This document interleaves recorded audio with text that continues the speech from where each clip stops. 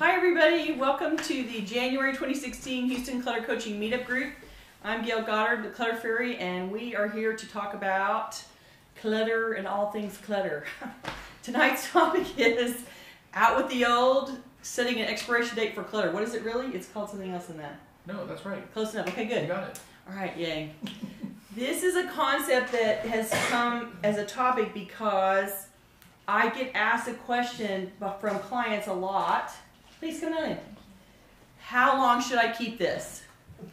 And I always think it's a funny way to phrase the question because you're actually asking me how long should you keep it? Which sort of implies that there's a rule out there, right? That there's some rule about the clutter, and if I would just tell you the rule, then you could follow the rule and everything would be okay, right? And that would make it okay. But sadly, no, there isn't a rule except for the one that, applies to food and prescriptions, right? Those expiration dates on the food and the prescription help us not make ourselves ill, right?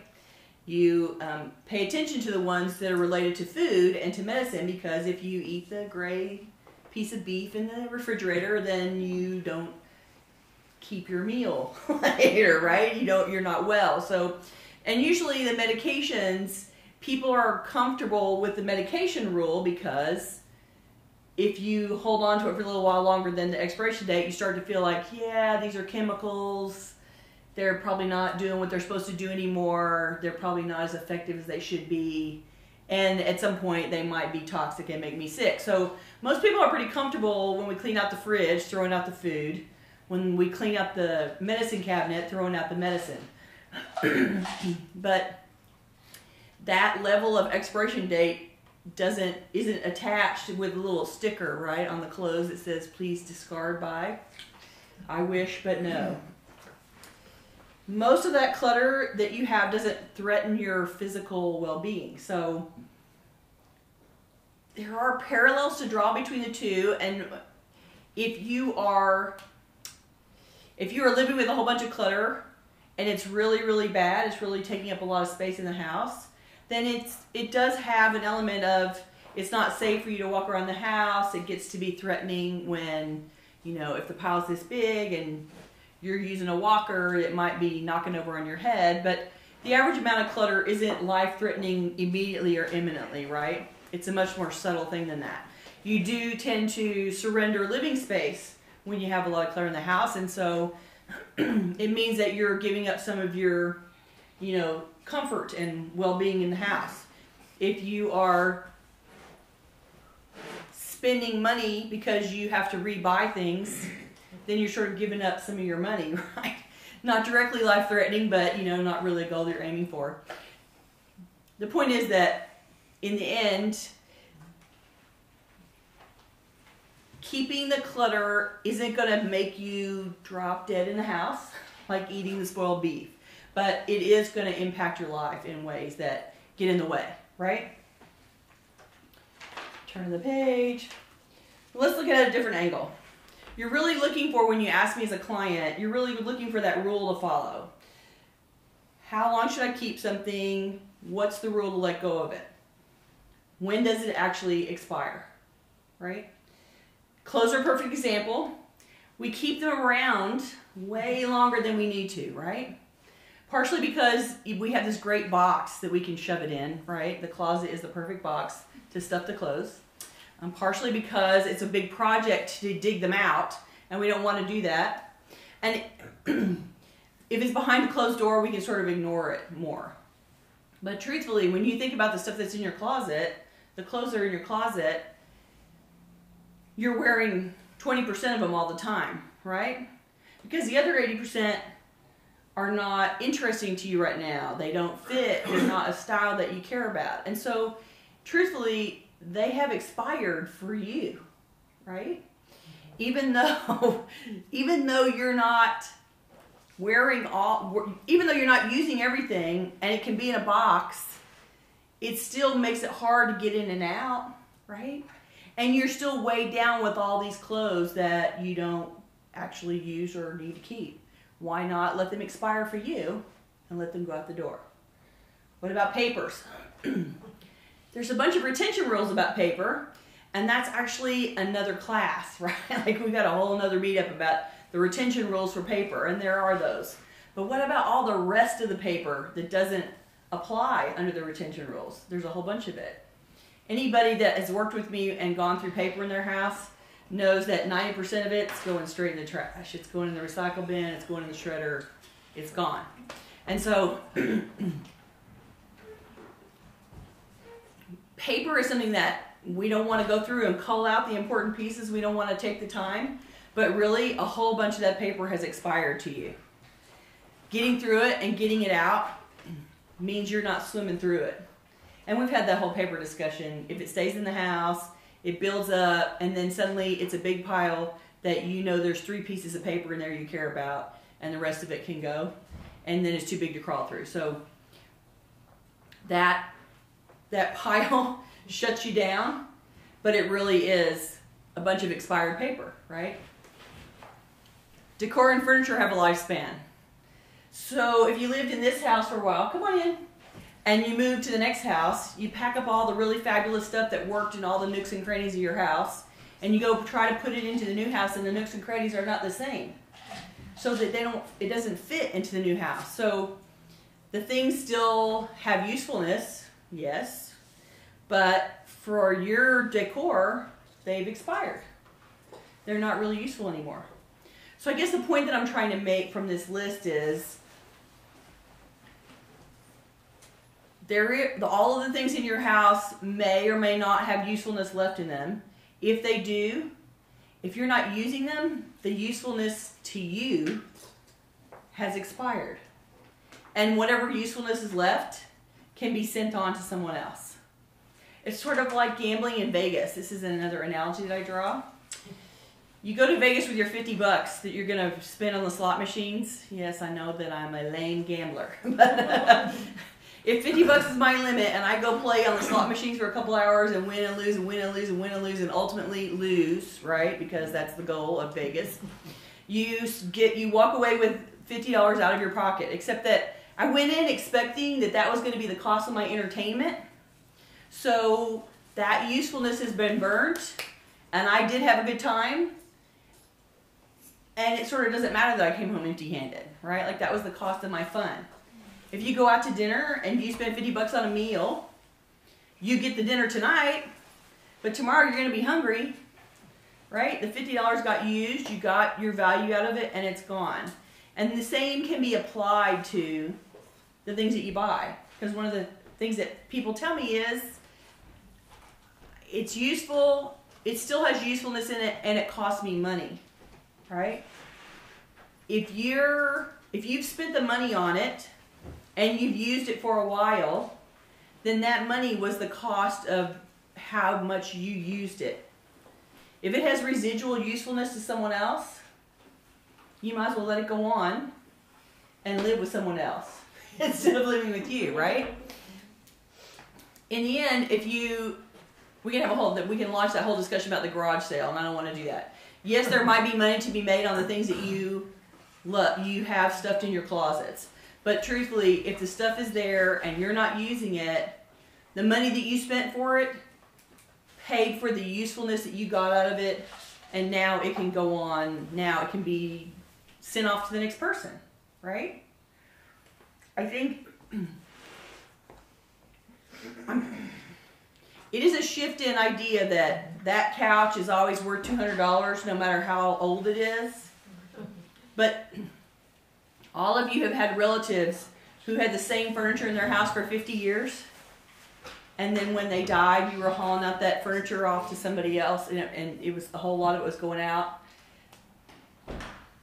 We get attached to the solid, stable things in our life and thinking that they have some sort of intrinsic, never-ending value.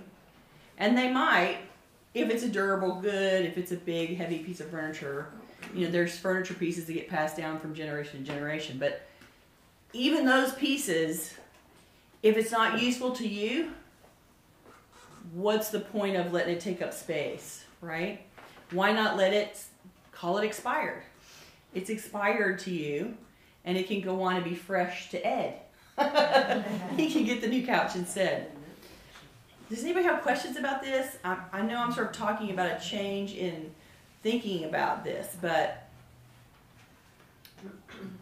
Ed and I have been talking about this concept, and it's a difficult one to shift when you are certain that everything that you own is worth a lot of money. Or the stuff that you bought, for instance, and never used means that if you give it up, you've wasted the money. So yeah, you probably did. But if you have something that came home with you, you went to the store, you impulse bought something, you spent some money on it, and it came home and went in a closet and never got used, you were really sort of paying for the entertainment of the thrill of the hunt, right? And then once it came home, the sale price that you paid for the thing, so you could go, ooh, I got it on sale, right? It goes in the closet, and you've had your fun already. Like, you spent $10, so you could come home and go, ha ha, I spent $10. Isn't that awesome? And then it goes in the closet because you didn't really want it. You just wanted to be able to have the fun.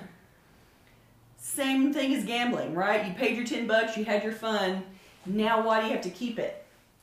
I mean, I recognize that at some point, it's a shift of perception about, am I wasting money or am I paying to have fun?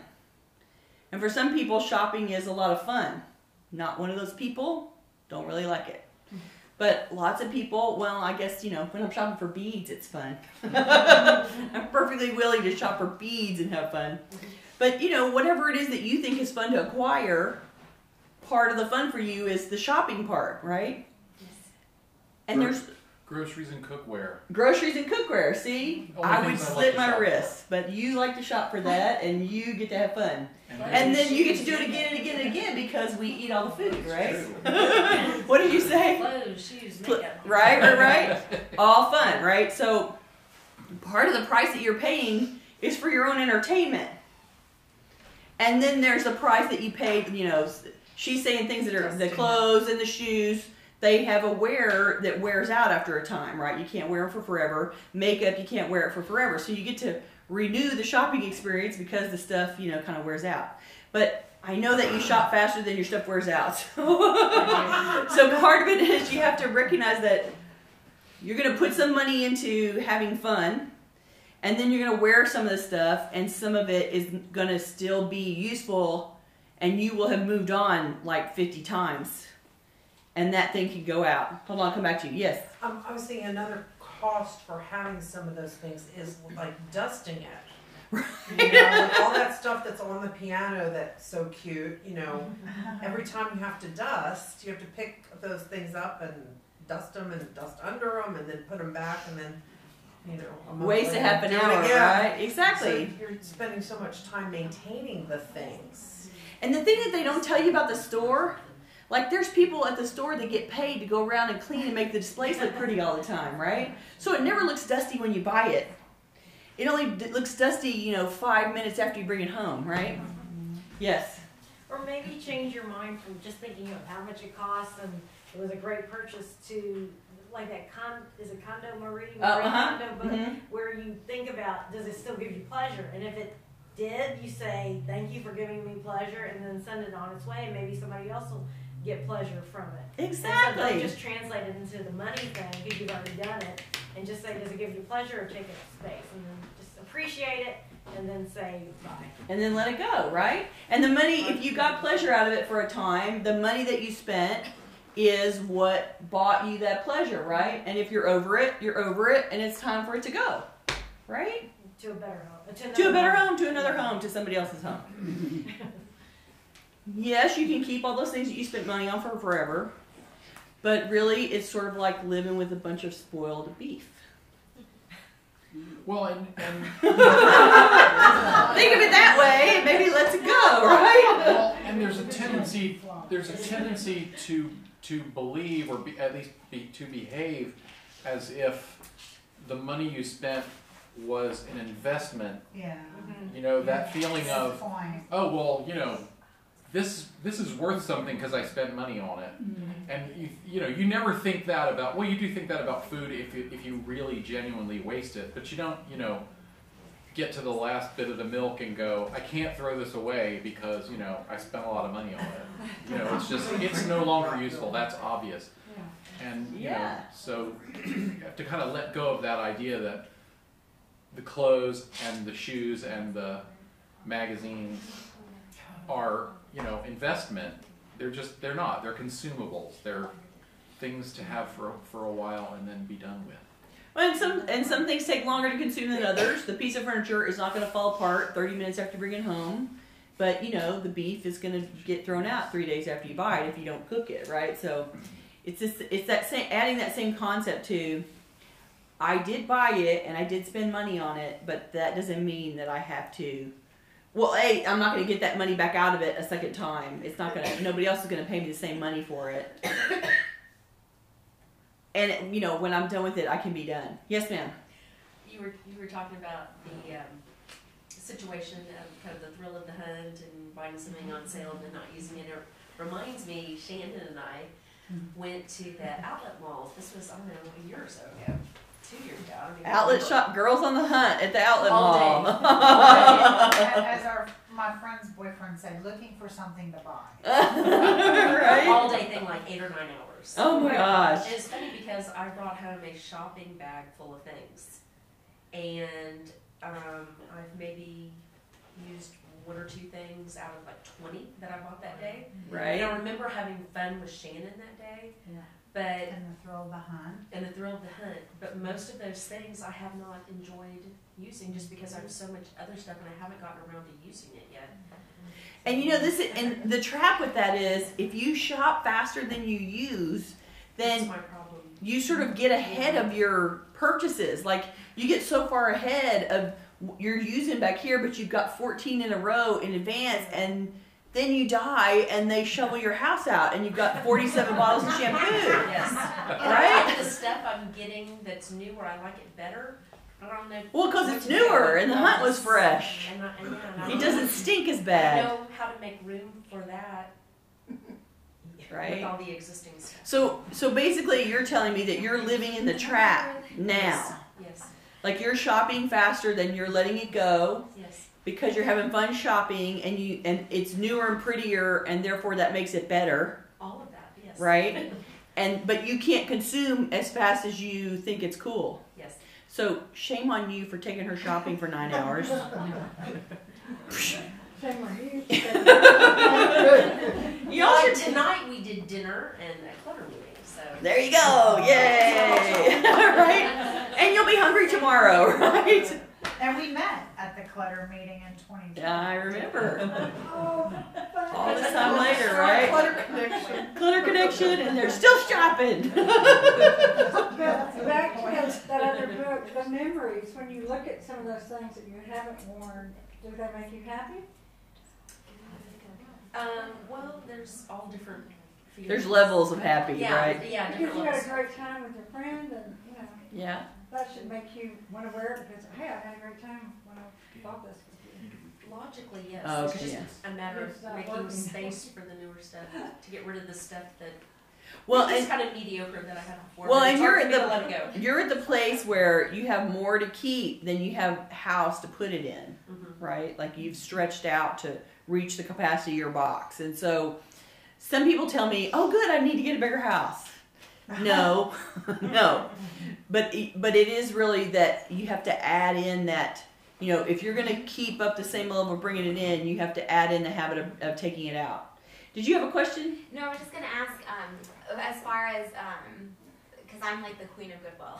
I can get rid of everything, and like this is giving actually getting me excited listening to. But I feel so guilty because I love giving my things away because I know it's going to, you know. But then I have anxiety about like I should start making money for it, like on Craigslist or eBay. Like, what do you just give? Do you itemize your things and take a tax deduction? I do that. I donate do. to- I mean, I take a tax deduction. I have them, and then you know we do it at the end of the year. But Or what's more I just practical? feel like What's more practical or expedient? I'm sorry. What do you mean? What's Like, you know, donating it or thinking you're gonna get some money right? for it. No, that's and what I mean. I money feel back good donating, but at the same time, Yeah. I'm like, oh my gosh, I've gotten rid of But you are, if you are deducting it, then you are making some money off of it. Expensive. Like, because the pricing that you can, if you go and price, 6 t-shirts and whatever, for they give you basically a garage sale price for it, right? You can value it for what you could sell it for on the driveway. So you get the money out of it in terms of reducing your tax liability, and that's, that's the shorter, faster, less painful garage sale pricing. Right. Yes, ma'am. I was just gonna let her know that, there's Facebook groups where you can sell them in your neighborhood, but those people are just as, I'll be there at 5 p.m. and then they don't show up, don't reply. So it's just so much easier to just take it to a. It is. You're trading out for, if you want to have a garage sale and do all the things to make money for it, you sort of have to create a way for you to become a store. And then you have all of the sales problems that store people have, right? It's not easy. It's very labor intensive. And you don't get a whole lot of money for something. And this is no different than you drive the car off the lot. So the salesman sells you a car for $30,000 and then you drive off the lot and it's only worth $25,000 because you've gone 100 feet. I mean, it's just, when it's only new until it walks out the door. And women get sort of caught in this designer fill in the blank thing, designer handbag, designer shoes, and they spend $8,000 for a bag, which is only worth $8,000 because somebody else is willing to pay $8,000 for it. Yeah, there might be a market, but I'm guessing that there's not a whole lot of people that are spending that kind of money on interchangeable, futures of handbags. So most of us are going to spend a chunk of money on a handbag, and if we turn around and sell it 6 months from now, we're only going to get part of that money back. And frankly, the kinds of things that you spend that kind of money on is a fraction of what's in the house, right? Everybody focuses on the stuff that's really worth a lot of money in their minds, but they're always showing me, but here's the 10% that's worth a lot of money. Yeah, but what about, let's ignore that. What about the 90% over here that's not? What are we going to do with all that stuff, right? We just cleaned out a house in Galveston yesterday. We were working in one room, and this was a house that a family member inherited the house. The brother had lived there, and he died. And we went into this main room where he was staying, and found all these art supplies. Like, he was ordering online paint and sketch pads and calligraphy pens and ink, and we kept finding more and more and more boxes that were open, but the product was still in the box, and it's like, wow, what's going on? Was he an artist? Well, I never saw anything in nothing. Like, he never did a thing. So we don't know why he was suddenly buying art supplies. He was a history teacher. So what that had to do with art supplies, nobody has a clue. But I just took off like the biggest cache of art supplies direct to Texas Art Asylum I've ever done, because 75% of what I took out in the car was art. It was amazing. But it's a potential. It's the potential. So you donated it to Texas Art Asylum, yeah. Texas what? Art Asylum. We'll tell you about it. It's that idea that I spent money for it, therefore that value's going to hold forever. No. Because when you go buy something on sale, it didn't even hold its value past getting out the store. Like, the store didn't even keep the value at the original value. The store's already marked it down 5 times, and now you're taking it out the door at $10 instead of $60, right? It's worth that $60. That's an excellent example. Right? Like, and how many people market that way? I'm off on a tangent, but the idea being here, it's going to expire for you too. I mean, as you describe it to me and say, these things are more interesting now than those things. So emotionally, mentally, those things have already expired to you. Like, the fun is gone and has been replaced with the new, shinier objects that came in the house, right? So I guess the point that Ed and I were trying to make about this conversation really is, you don't need me to provide a rule. You just have to decide when it's not useful to you anymore and be willing to pass it on to somebody else that can have it be useful to them. And Who you pick to do that with, totally up to you. Your family's not going to take all your stuff. So there's a lot of people out there saving everything they own so that their kids can have it, and their kids are like, oh my God, what are we going to do when mom dies? We have to clear out the house. Like, they're panicking. So yes, your kids are going to want the special, super wonderful things, which is going to be 10% of what you have in the house, and the rest they're going to have to shovel out and donate and donate and donate, right? Make a million trips to Goodwill. You know, and I talk that way because I want you to think about, I'm accumulating this cache of stuff in the house that is all the money I've spent and all the things that I think are fun and interesting and fabulous, and I'm doing it to the point where I can't move in the house anymore, and I'm making sure that there's no place else that I can put it anymore, and the closet's totally full and I can't put anything else in there, and the kitchen cabinets are full and I can't put anything else in there, and I'm doing that so that, you know, at the end, somebody has a really big project. Right? You don't want that to be, you don't want to be saving it up so somebody else can dig it out. You want to have things in your life that give you pleasure, right? Con Marie is, you know, that's her thing, the Con Marie method, right? You want this stuff to be things that make you happy. And if it doesn't make you happy, it's not worthy of your space. And I just wanted to substitute the concept of having it expire, your interest, you know, if you used it for a while, if you used to be a beater and now you're not, if you used to paint and now you don't, that was cool when you were painting, now that has expired for you. Your interest has moved on, right? I just want to introduce the idea of you can accept and be okay with, for me, this item doesn't give me pleasure, it has expired. And I can shuffle it off to Buffalo, right? And somebody will pull up with a car like me and take it out into the car and drive it off if you want, right? Okay, who has questions? How do you get the potential use out of that equation? Okay, elaborate, please. Well, it's like, I'm not using it now, but I may need it. Yes. Oh, And if I need it over here, I don't want to have to rebuy it because I can't buy something as nice as that is. I think that's where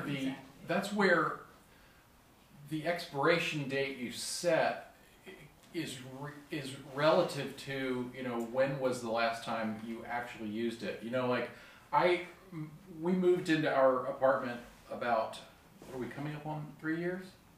And I moved loads and loads of office supplies that I used to use all the time when the economics of my business were different. And we have this whole closet full of office supplies, and I've gone in there, you know, in the last 3 years I've gone in there and used about 4 things because I don't need much anymore. And you don't run the business the same way. You know, fortunately, having moved, I can go, okay, 3 years. These things have not been useful for 3 years.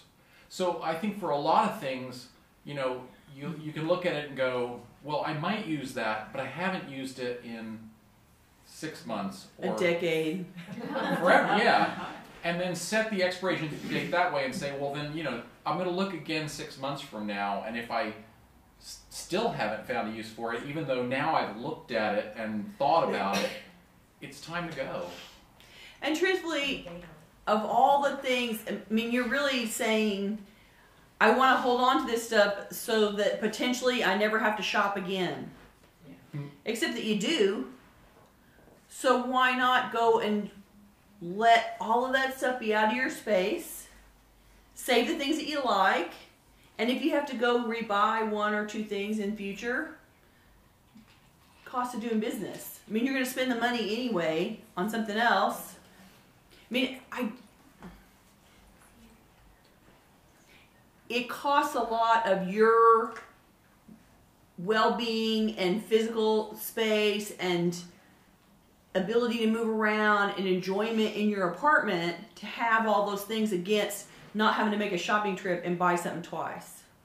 And you may not be able to get something as nice, so maybe you start with a smaller step than what he's suggesting, which is you have a population of 5 really fabulous suits, which you are now retired and you never wear, right?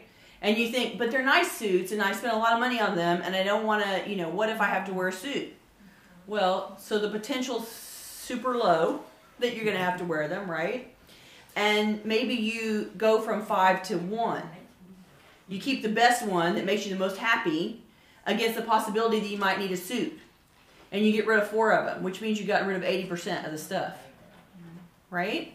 I mean, the farther away you get from, sometimes crafty people jump crafts a lot, right? So I used to paint, I'm making this up. I used to paint, but I haven't painted in 20 years, so why do we still haul all these painting supplies? Well, I might do it again someday.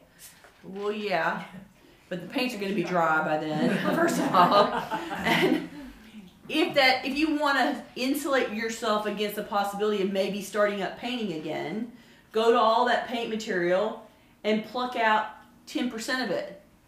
Get a representative sample. Keep 2 brushes.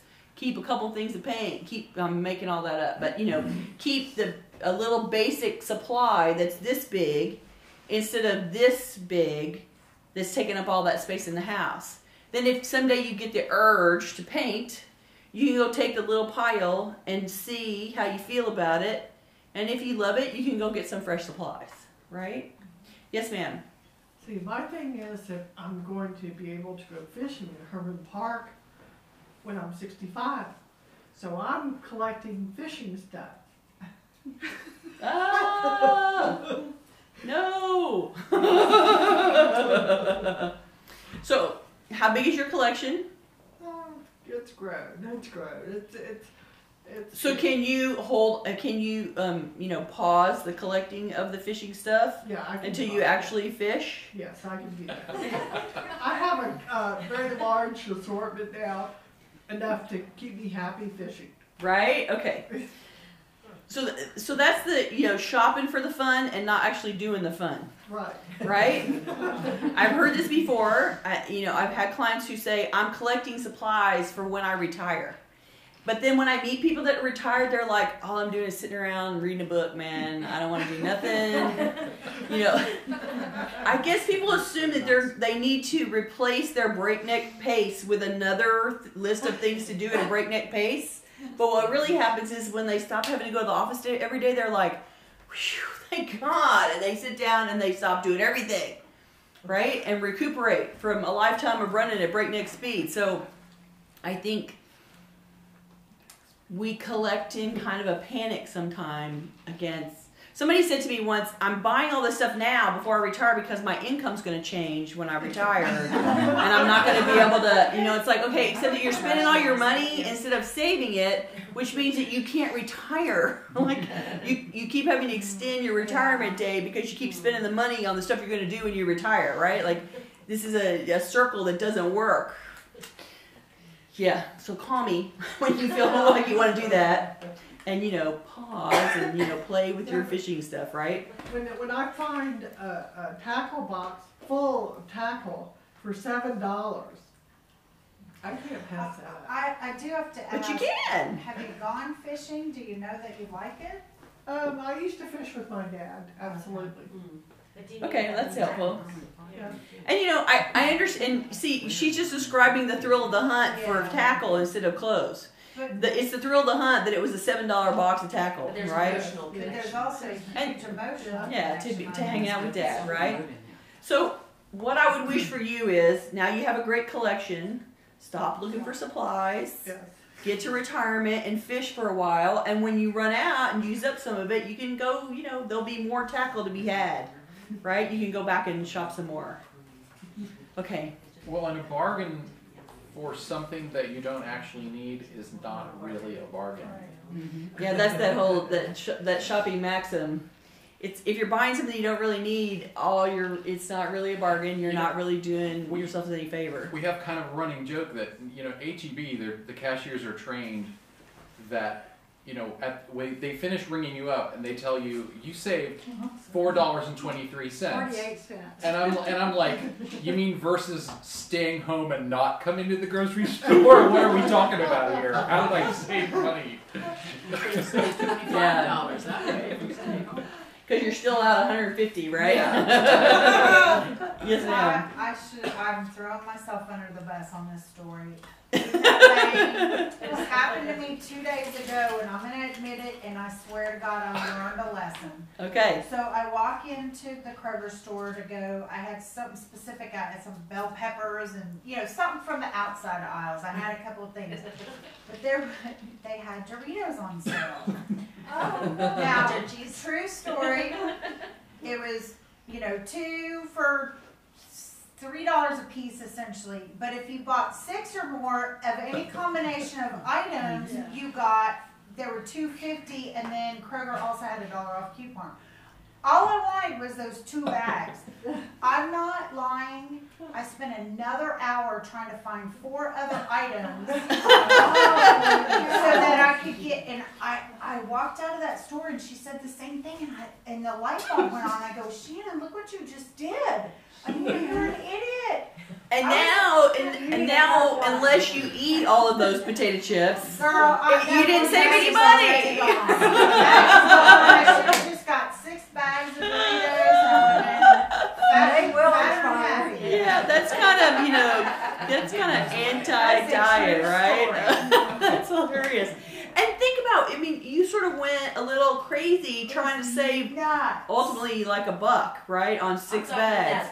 Kind of manic phase. It was right, like, oh my God, if I'll save $2. Well, do it. that's half a cup of coffee. Who cares? Don't do it. I mean, at some point, who cares? It was dumb. And you got 6 bags of Doritos to stick in the pantry somewhere, right? Like, I got 2 bags of Doritos, and of the other 4 items, I ended up with 2 boxes of pasta that I have stacks of pasta in there that I don't even get around to eating. And I'm like, what happened? Yeah. I was so See, so people get paid money to figure out how to convince you to do that right there. Those marketing guys, they figure it out. And, you know, it's your job to sort of derail their message and listen to your own. Yes, I have ma'am. another story about similar. The buy one, get one half off. And sometimes when I'm going to get, I wear a hard to find size, and so sometimes I go and I find a pair I like, and then it's, well, you can get another pair for half off. And I'm relieved that I cannot find another pair. I can't buy anymore because I can't find any more in my size that I like because it's so limited. It fit, right. And I'm relieved. It's like, okay, good. I don't have to buy another pair for half off. Right? Like I'm forced to do it. You know? And somehow it makes you feel like you've saved a lot of money, but you're still buying the first pair that you were intending to buy at full price. So what's the diff, right? Yeah. These are. Because you feel like you're missing out on a deal. Yeah. But then if you can't find it, then listen to what I'm saying to you. You're not missing on the deal. You're just spending more money. Right? And it takes forever to use them all. Yeah, there are consumables in your life that if you get a deal and you get money, if it's cheaper to do them, awesome, and you're going to use them all and it'll be great. But that doesn't apply to hardly anything at all. I'll come back to you. Yes. And sometimes just, you know, like companies that have inventory of stock, you know, they try to keep it lean and just-in-time ordering because it's expensive to hold extra inventory. Right. So they're kind of the same way. And, you know, like I just was laid off a few months ago, and I decided I'm going to shop for groceries that are the perishables. But whatever's in the cabinets, and I have a lot of, you know, baked, you know, muffins and cornbread and all this kind of stuff, and, you know, maybe soup or beans, whatever. I'm going to try to eat all those and just have, like, just-in-time buying groceries, you know, just what I need. Is that working? I'm trying. I've tried that, for a year now. But, you know, so it's amazing, like, oh, I have all these... But even if you're not 100% successful, if you shrink the inventory holding that you're doing in your pantry, good for you. There's that much less that can expire in there, and you're not throwing it away. I mean, when I go and work in people's pantries, that's the first thing I do. It's like, okay, we got to check all the expiration dates, and we're taking out. There's all this room in the pantry when I'm done because I take out 3 trash bags full of food that is like 5 years past its expiration. It's not even a month past. It's like years past, and it's been in there. And now it's like, if you made these muffins, it would be really toxic. Right? Like, it would be bad. And so I haul out to the trash, and everybody's like, woohoo, now there's so much room in the pantry. Yeah, but you paid me to throw out your food that you paid for at the grocery store 3 years ago, and now it has to go in the trash. Like, how is that helping you, right? And I think it's because we like variety. Right. And to have it at our ease. And so then you know, if I want blueberry muffins, oh, it's there. If I want, you know, corn muffins or something. You know? Right. And that's kind of. But, you know, it's the same thing applies. You overstock. You buy it on sale, and you end up with 3 lemon cake mixes, and you only make 1 lemon cake, right? I've related to the food expiration. Our Boy Scout troop would always do the Super Bowl of caring, and we would go around and collect food from, you know, people would donate. And I just, for anybody who's considering donating, you know, don't donate something that's old and expired, because, you know, hungry people don't want to eat nasty food. And, right. I could not believe how old some of the stuff we got. And people got rid of stuff out of their pantry that way. I mean, it was like, you know, we had to go through and look at all the expiration dates, and it was just, it was sad to think that, you know, you're not really... You're not willing to eat it. If you're not willing to eat it and it's expired, then really... You know, don't do that to someone. Well, you know, give them the best. Don't give them the nasty the stuff. You know, Yes, ma'am. Somebody once said something to me that really did stick, and there will always be another sale. Yes. Are you quoting me back to me? No, it was a friend of mine. Yeah, she's right. There will always be another sale, and that right? really has helped me. If you can't, you know, if you think that now is the last sale for Doritos, no, right? There will always be another sale. Every 6 weeks they cycle it. Well, there you go. And depending on, the cars have sale, everybody has sales, right? Yes, ma'am. So when you help your clients empty out a pantry or another cupboard or something, what do you tell your clients so that they don't just fill it back up? Right? Stay away from the grocery store. So usually what I'm telling them is, so how does it feel? You start asking questions. How does it feel to watch me bag up 4 large trash bags of food and take it to your trash can? I mean, you can't look at that trash bag full of food and not recognize that I'm throwing money that you gave to someone else into the trash. And so sometimes there's a shock value in emptying out all at once. When I go top to bottom through a pantry and make 4 bags of trash, and you see all that money going out in a hurry, it's sort of like, you know, wake up call time. Like, oh, I shouldn't buy as much. I shouldn't refill. Now, does that stick for everybody? No. But then, you know, if I clean out your pantry twice, you're going to remember. Truthfully. And people do say to me that they stand at the store after they paid me money to throw away the food that they already paid for in a big lump, and they're standing at the store going, what should I buy? Maybe I need 4 pastas because they're on sale. No. Because Gayle threw those other 2 away already once.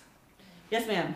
On that note with the pantry, and my mother was like this, I think it's Wednesdays, maybe all the grocery store flyers come in, and I would look at everyone, and it was the thrill of the hunt. And I would find myself sometimes going to 3 or 4 different grocery stores. What has helped me is, and it's something I learned from you, is fleece through your mail before you get it in the house, and then only open the stuff you need to. But what has helped me with those grocery store flyers is I don't even look at them anymore. I force myself to put them in the recycle, which is right next to the mail. Good job. And that has helped me a lot. It hasn't cured me, but it has helped me tremendously on so many ways. How'd you know about the Dorito sale? You just stumbled upon it? Yeah, The problem was I picked up the flyer and I saw it. You can get off those lists. We got off of them a few years ago. Did you really? Yeah, we don't get grocery store grocery stuff. ones? We don't get any, right? No. Yeah. It comes with the paper. It doesn't bother me. I mean, literally, I learned this from you, your advice. I mean, it's the trash, the recycling is right by the mail now, by design, and I do it quick, and I try to How do you get pitch. How do you get off the mailing list for the? It's on the paper. Their website's on there. Yeah, the do not mail thing. Tell you one thing about paper. Every hoarder I've ever known hoarded newspapers. And finally I got talked into dropping the paper. And I wish I had done it years ago. I mean, who really reads it anyway? I just had a conversation with someone who, I went for an assessment appointment and, okay, I lost y'all again. I went to an assessment appointment and she has a collection of New York Times and travel magazines. So the travel magazines made sense to me because she likes to travel and she actually makes like 5 trips a year. That's her entertainment. That's how she's spending her money. So that makes sense. And she even had a rule for them. Like, if they're more than 3 years old, she lets them go because then they stop being accurate for her planning trips. And so, cool, that's a good rule. It sounds like, that's a good way to deal with it. We talked for a long time about the New York Times. She used to live in New York. And then she moved to Houston, managing parents. As they get to that part. So she came home and lived in Houston, and she was missing being in New York. And so the newspaper made her feel like she was still in touch with a place that she thought was fun and was entertaining to her, and she enjoyed. And it made her feel cultured and intelligent and informed. Except that she was getting the Sunday paper, and she couldn't keep up. She didn't actually have time to read it. In New York, she didn't have the same things to do. She had all day Sunday to read the paper, and she could spend the whole day reading on Sunday and be fine.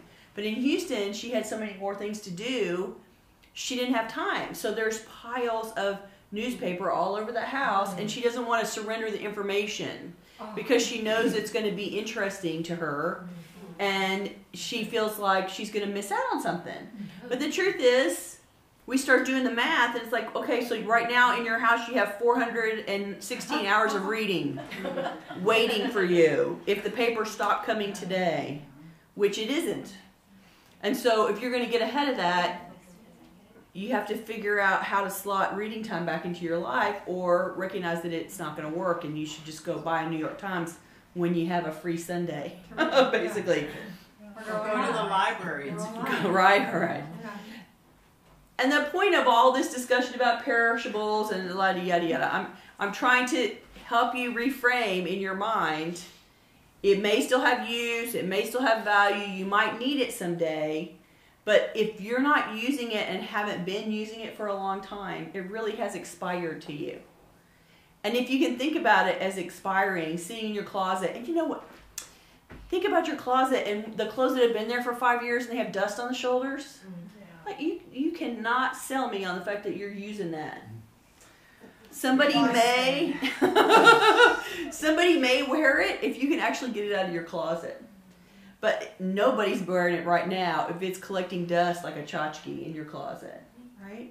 And if the closet's so stuffed that you can't get it in, I mean, this is, and the clothing is a metaphor for anything in your life. It does expire when it loses interest to you, when it doesn't work for you, when it doesn't support something that you're doing in your life. Let it go on and be refreshed with someone else. Questions? All right, I think was going to add something Oh, about, yeah. we didn't really talk about habit and Oh, yeah. keeping things in our lives because we have the habit of having those things. Like the New York Times. Yeah, things become familiar, and they're part of the environment, and so we don't question them. And so I think you have to try to cultivate a new habit of looking around, trying to see your stuff with fresh eyes and saying, why do I have this? Why is this here? What's the value of this to me now? Not the value of this to me the last time I unpacked it here, but what's the value of it to me now? So many times I'm emptying out of boxes that got stuffed into the attic, of things that are in the garage where it goes from brand new from the store and into the closet or the pantry or out on the table, and a year goes by and it gets packed up into a back of something, and then 5 years goes by and it gets put in a box into a closet in the hall, and then another year goes by and it goes out to the garage. It's like, why does it need to move along in your life from room to room? Why?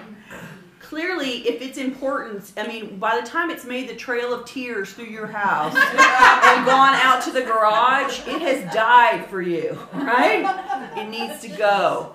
Why not shortcut all of that shuffle, shuffle, shuffle, shuffle, shuffle, and when it stops being interesting in the closet or in the pantry or in the kitchen, put it straight out as a new item and let it benefit somebody else, instead of chasing it around the house. Because how much effort, I mean, that's no different than buying the 6 Dorito bags just because you can. Like, how much effort to take it from the closet where you're not using it to the closet where you're never going to use it to the closet that is the hell closet to the garage. Like, now you've moved it 50 times and put all that effort and spent all your time doing that. And I mean, I just imagine, you know, you could be painting, right? Like, you could be doing something fun instead of trying to shuffle things to the next parking space, right? If you're just moving it around to put it in a better parking space, it needs to go, right? Yeah, I know that there's not 100% buy-in on that. I can see it on your faces. But there is an emotional attachment, but you have to wonder how attached you really are if it keeps going into another box, into another closet. Like, the more that you shuffle it around and around and around, it's like the emotional attachment is tenuous, and at some point you can just go, okay, I can survive the breaking of this attachment and let it go and live with the loss because it hasn't been out of the box for a decade, right?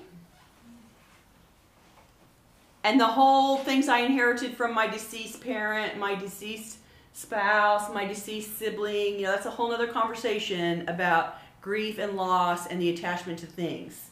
So I'm not advocating that you throw out everything that ever comes to you from anyone that you love and is important. But, you know, I'm just talking about the regular stuff in your life that gets in your way and clogs up your space and makes it hard for you to enjoy your life. And, you know, let it expire. Experiment with stuff that you don't care about very much. You don't have to do it with the $500 handbag. You can do it with the, summer clothes you bought on sale 6 years ago and let those go and see what happens. That don't fit. That don't fit, right? I mean, you don't have to start out with the stuff that's super painful. You can start out with stuff that is really low-hanging fruit and still clear out space, right? I'm just saying. Start with the low-hanging fruit. Okay. I think we're done for today. Thank you so much for listening to the talk. See you next time.